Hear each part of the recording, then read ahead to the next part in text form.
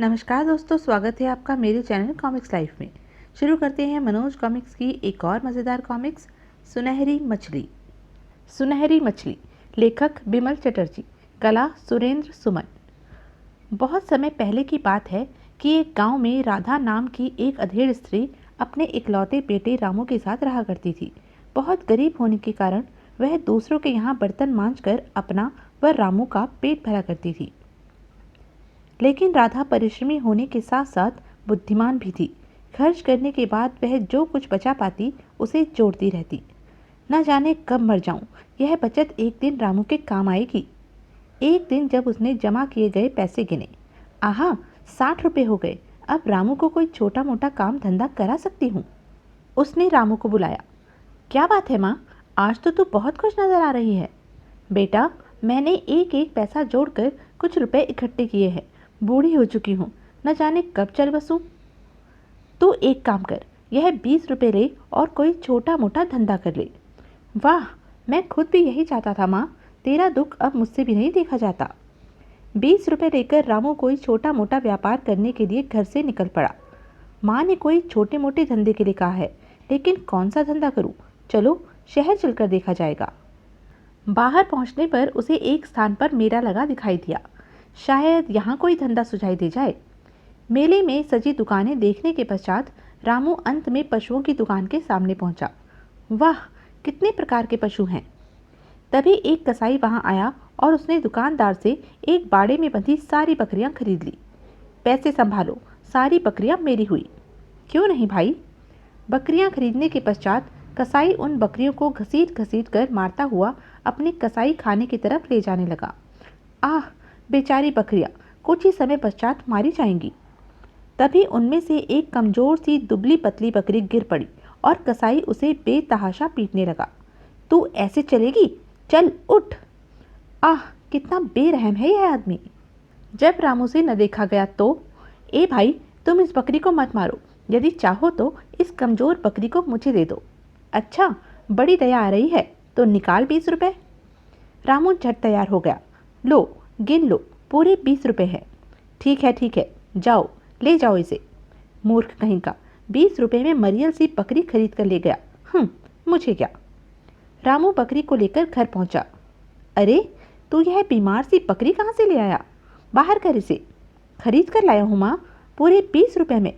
जब रामू ने सारी बात बताई तो माँ उस पर अत्यधिक क्रोधित हो उठी। मूर्ख निकम्मे, तूने मेरी गाढ़ी मेहनत की कमाई इस मरियल सी बकरी को खरीद कर बर्बाद कर दी। अब मैं तुझे 2 दिन भूखा रखूंगी। जा, दूर हो जा मेरी नज़रों से। और रामू उदास हो बाहर निकल गया। रामू के दिन रात सेवा करने से वह बकरी कुछ दिनों में ही तंदुरुस्त हो गई, लेकिन राधा को वह बकरी अब भी एक आंख नहीं सुहाती थी। ले मेरी प्यारी बकरी रानी, पेट भर कर खा। निगोड़ा हर समय बकरी की सेवा में ही लगा रहता है। इसे किसी धंधे में लगाने के लिए फिर कोई उपाय करना होगा। और एक दिन राधा ने फिर रामू को 20 रुपये देते हुए कहा, अब की बार सोच समझ कर ही कोई वस्तु खरीदना। यदि इस बार तूने कोई बेकार ही वस्तु खरीदी तो मुझसे बुरा कोई ना होगा। बहुत अच्छा माँ, मैं ध्यान रखूंगा। रामू 20 रुपये लेकर घर से चल पड़ा और चलते चलते एक नदी के किनारे जा पहुंचा। आहा, नदी, बहुत जोरों की प्यास लगी है। पहले थोड़ा पानी पी लूं, फिर धंधे की तलाश में आगे बढ़ूंगा। रामू पानी पीने लगा। तभी आहा, फंस गई। पानी पीने के पश्चात रामू कुछ सोचकर मछियारे के निकट पहुंचा। मछियारा तब तक अपना जाल पानी से खींच चुका था। अरे वाह, सुनहरी मछली। ओह, पूरे दिन में केवल एक ही फंसी।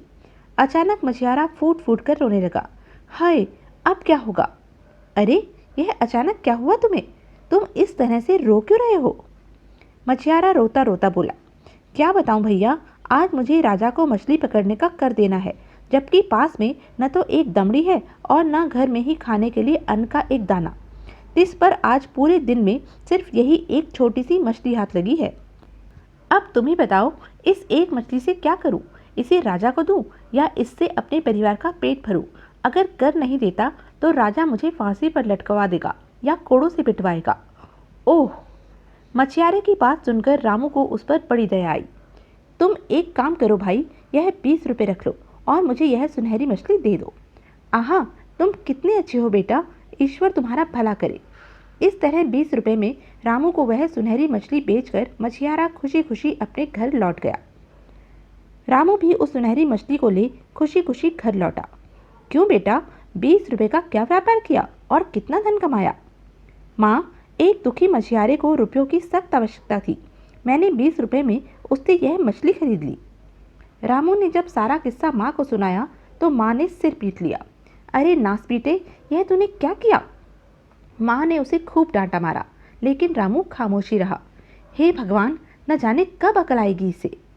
माँ के जाने के बाद रामू ने सुनहरी मछली को पानी से भरे एक मर्तबान में डाल दिया। आहा, तैरती हुई कितनी प्यारी लग रही है सुनहरी मछली। रामू सुनहरी मछली और बकरी का बहुत ध्यान रखता, जबकि माँ को बकरी के साथ साथ सुनहरी मछली भी एक आंख न भाती थी। हे भगवान, मैं क्या करूँ? ना तो बकरी दूध देती है और ना ही मछली इतनी बड़ी है कि उसे बेचकर कुछ प्राप्त किया जा सके। एक दिन राधा जब सख्त बीमार पड़ी तो उसने रामू को बुलाकर कहा, बेटा, मेरे पास केवल अब 20 रुपये बचे हैं। मैं तो अब कुछ काम कर नहीं सकती। तुम ही इन बचे हुए 20 रुपयों से कोई व्यापार आरंभ करो ताकि हम दोनों का जीवन निर्वाह हो सके। रामू ने अपनी माँ को दिलासा देते हुए कहा, माँ, मेरी अच्छी माँ, तुम निश्चिंत रहो। इस बार इन 20 रुपयों से अवश्य ही कोई ऐसा व्यापार करूँगा जिससे हम दोनों का जीवन आनंदपूर्वक व्यतीत हो सके। शाबाश बेटे, तो जाओ। रामू 20 रुपये लेकर फिर घर से निकल पड़ा। मार्ग में उसे एक अत्यंत ही बूढ़ी औरत मिली जो फूट फूट कर रो रही थी। दादी अम्मा, तुम इस तरह फूट फूट कर क्यों रो रही हो? क्या दुख है तुम्हें? बुढ़िया ने कहा, मैं मटके बनाती हूँ और बेचती हूँ, लेकिन 4 दिन से मेरा कोई मटका नहीं बिका और तब से ही मैं भूखी हूँ। अब तुम ही बताओ, मैं अपनी किस्मत पर रो नहीं तो क्या करूँ? कहकर बुढ़िया पुनः फूट फूट कर रोने लगी। रामू का मन एक बार फिर पसीज उठा। तुम रो मत दादी माँ, यह 20 रुपये तुम रख लो और मटका मुझे दे दो। ईश्वर तुम्हारा भला करे बेटा। बुढ़िया 1 रुपये के मटके के 20 रुपये ले चलती बनी। बेचारी बुढ़िया अब कुछ दिन तक तो पेट भर भोजन कर सकेगी। अगले पल रामू मटका लेकर घर की ओर चल पड़ा। आखिरी 20 रुपये भी मैंने बेकार कर दिए। माँ जरूर गुस्सा करेगी, लेकिन क्या करूँ, मुझसे उसका दुख देखा न गया। रामू को इतनी जल्दी घर लौटता देख राधा ने धड़कते दिल से पूछा, बेटा, क्या क्या 20 रुपयों का? क्या कोई व्यापार समझ में आया और यह मटका कहाँ से उठा लाया? रामू ने सारी कहानी सुना डाली और बोला, माँ, मुझसे दादी अम्मा का दुख देखा न गया, अतः 20 रुपये के बदले में उससे यह मटका ले आया। क्या? मूर्ख निकम्मे, नासपीटे, तूने मेरी जीवन भर की पूंजी मिट्टी में मिला दी, मुझे बर्बाद कर दिया। अब हमें भूखा ही मरना पड़ेगा।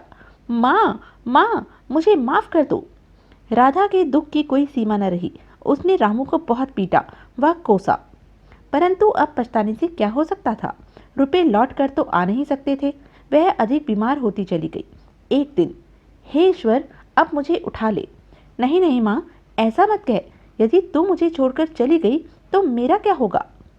बीमारी और बेरोजगारी के कारण धीरे धीरे घर के सब बर्तन भांडे बिक गए और कुछ दिनों बाद ही फाके करने की नौबत भी आ गई। रामू दुखी होकर सोचने लगा, हे ईश्वर, अब मैं क्या करूं? घर में न तो अन्न का एक दाना है और न ही माँ के इलाज के लिए एक फूटी कौड़ी।